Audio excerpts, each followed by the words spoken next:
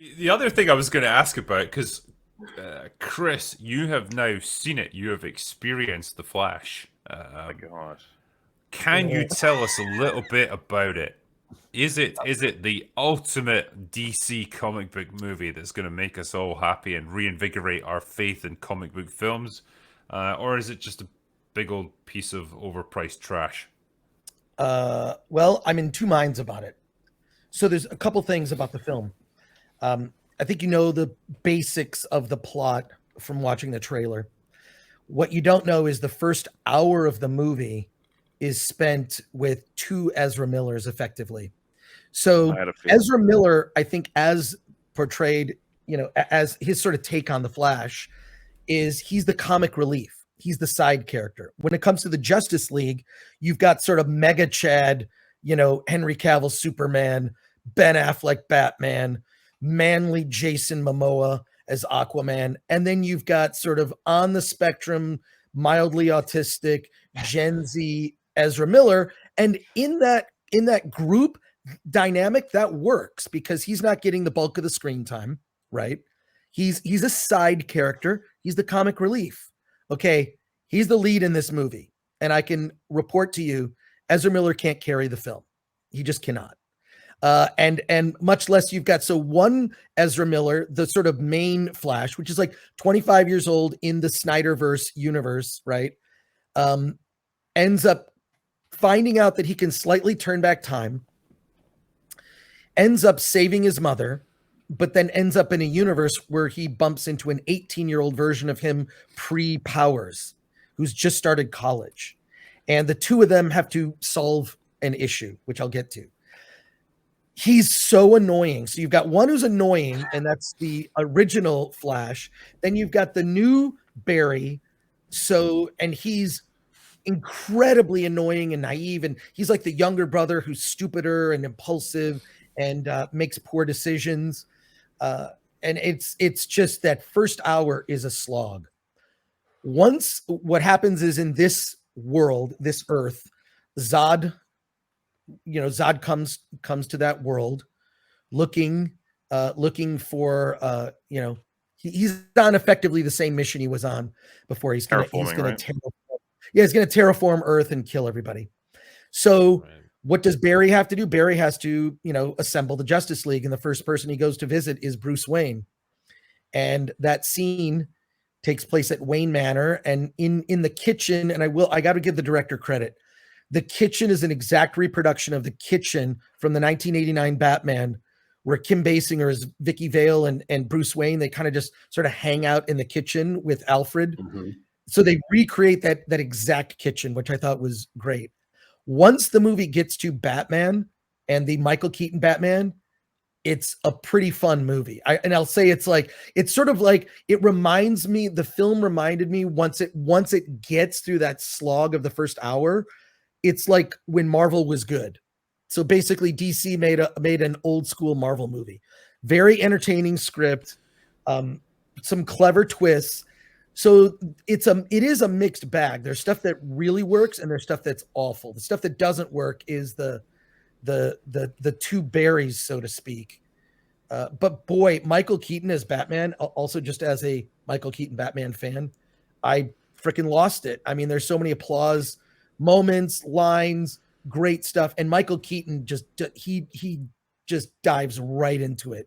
And he's a recluse. He's at the end of his career. Crime in Gotham is basically solved, and he's old man, long hair, beard. You don't even recognize him, right? In this first scene, that's in the trailer, by the way. Once he puts on the suit, it's freaking Michael Keaton Batman. So I kind of lost it, and I thought those parts were great. The woman who plays Kara, I don't think she's great, but she doesn't ruin the movie. I know we were talking about the sort of lamenting the loss of sexy in films, but I'm pleased to report the director of The Flash is an ass man, because there's an opening, no, in a good way. So, there is a lingering shot on Kara, Supergirl's ass that is, I would describe as gratuitous. And the opening scene in the film is, Barry's just going about his life. He's, concerned about an upcoming hearing involving his father, might trying to get him out of prison based on new evidence that has come up. There's a Justice League problem that needs to be solved. Okay, so Batman's off doing Batman things. Barry the Flash has to do. He has to save a bunch of babies falling out of a maternity ward from a hospital. It's actually pretty funny. There's babies falling to the ground everywhere. Babies fall. He throws one of the babies in a microwave. It's actually really funny. It's a funny scene. But that's where he discovers it's possible for him to go back in time a little bit. But then they end up seeing Wonder Woman at the end, and there is a very gratuitous shot. Her skirt for a moment just lifts up, and that's just Wonder Woman's ass. I couldn't tell if she was even wearing underwear. It was, thank God to Gal Gadot there. She, wow. So, yeah. So I'm saying that's a good thing. That's a good thing. I'm just glad you reported on that aspect of the film. That's on my checkbox if you're going to have a decent film. Is make it right. No, like, I have to say, like, well done on Gal Gadot. Like, God did a good job on Gal Gadot. he really put the overtime in, and he made a good one. But ultimately, like, this is what's unfortunate about the film is the first hour kind of wants to be Back to the Future 2, and even references that Back to the Future was made in this universe, but with Eric Stoltz. In fact, one of Barry's college roommates has a tattoo of Eric Stoltz from Back to the Future on his thigh. Yeah. So, which is funny. So I think it's a very clever script. I think the problem is it kicks in a little too late. Like it's an hour to get to Batman, but once Zod arrives at this world, then that's when shit kicks in. And seeing Michael Keaton do Batman stuff with modern effects, modern stunt fight choreography. I mean, really incredible fight choreography like we'd not seen in the 89 Batman, which I thought was kind of weak when it came to that. The Batman Returns was okay, but it's Michael Keaton full on Batman, and he's the best part of the movie.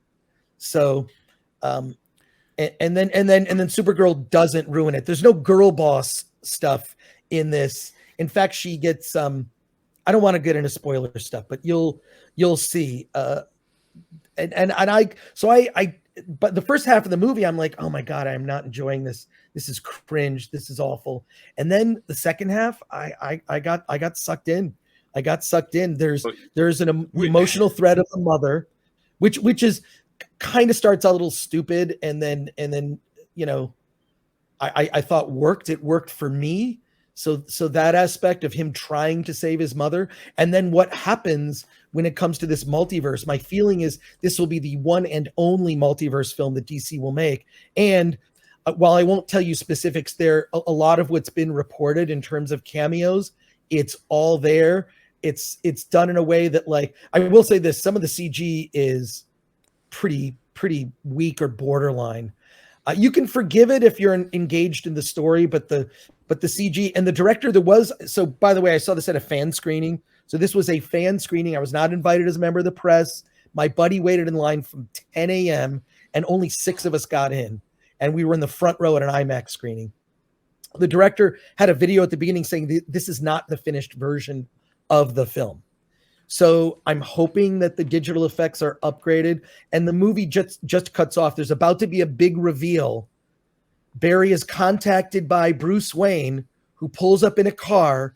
You see a foot come out of the car, and just as you're about to see who Bruce Wayne is, because this is a multiverse film, which Bruce Wayne could this be? The film cuts to the director credit and the lights came on. There were no credits.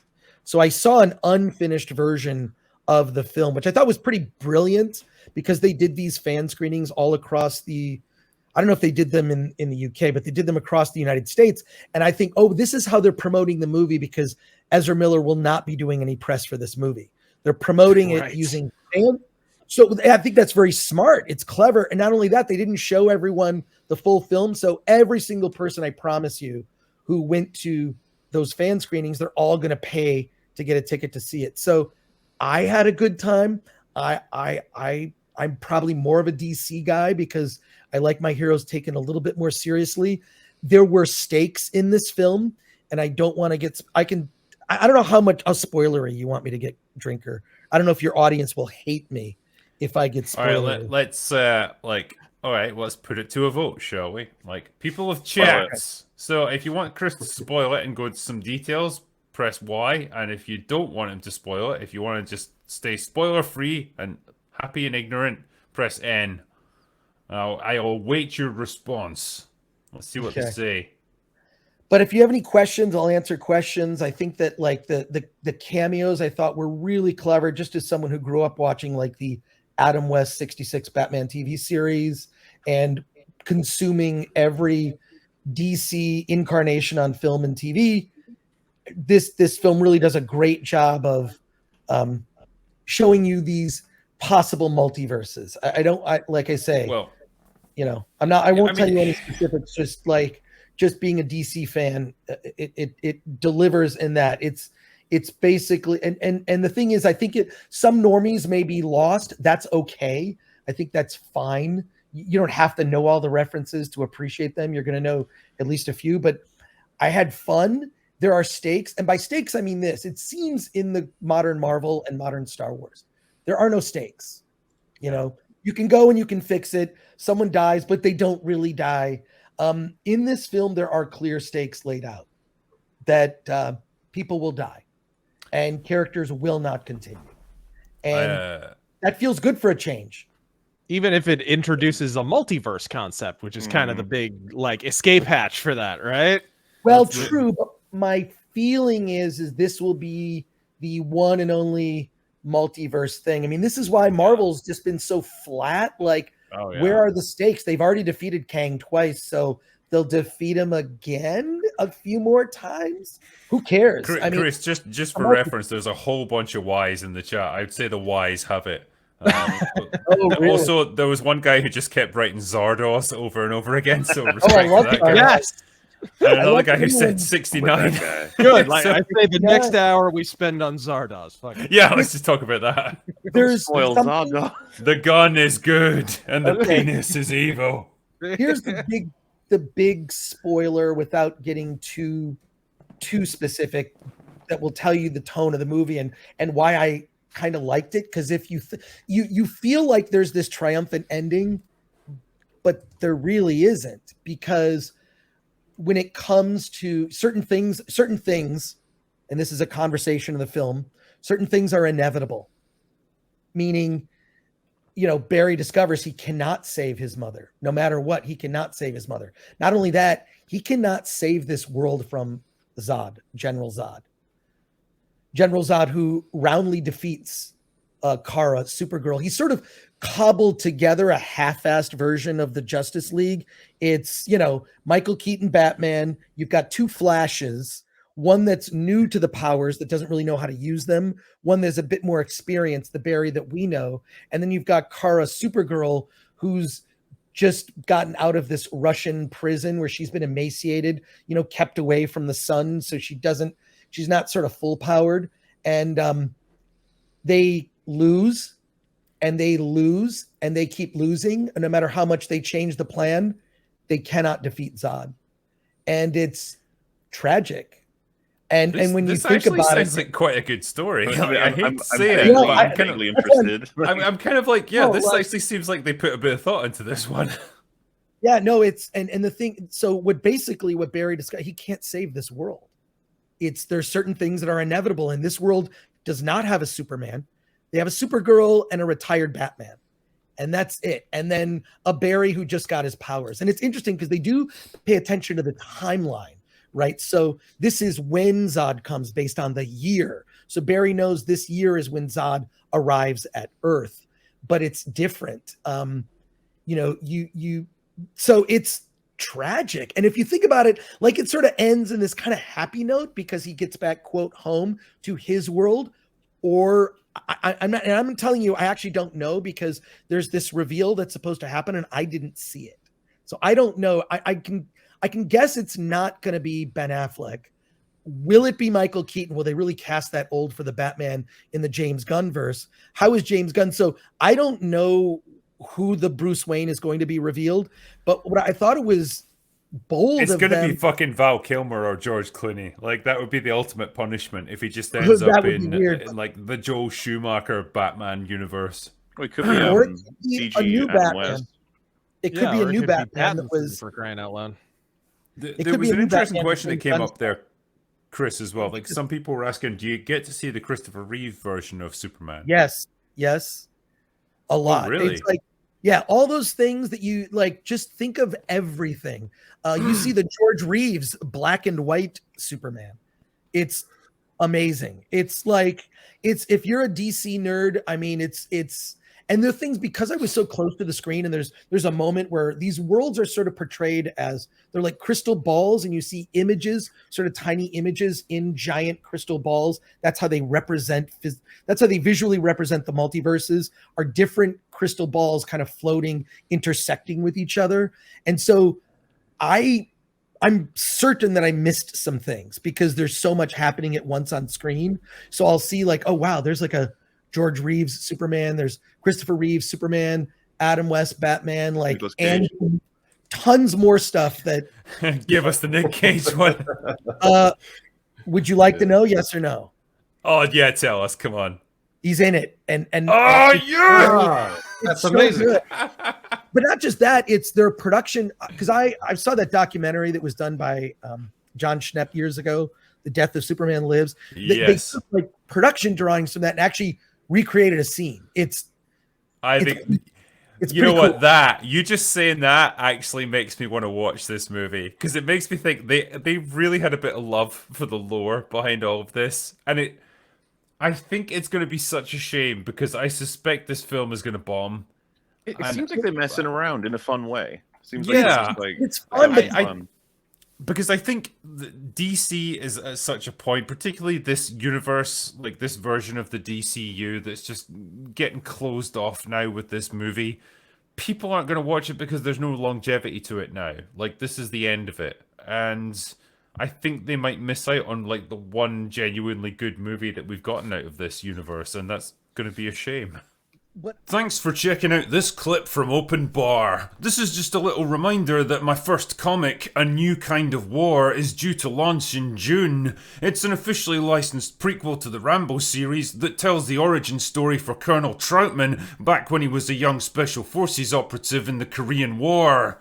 I'm pretty excited about it, and if you're interested in ordering a copy, I'll include a link to the Indiegogo page in the description. Anyway, that's all I've got for today. Go away now.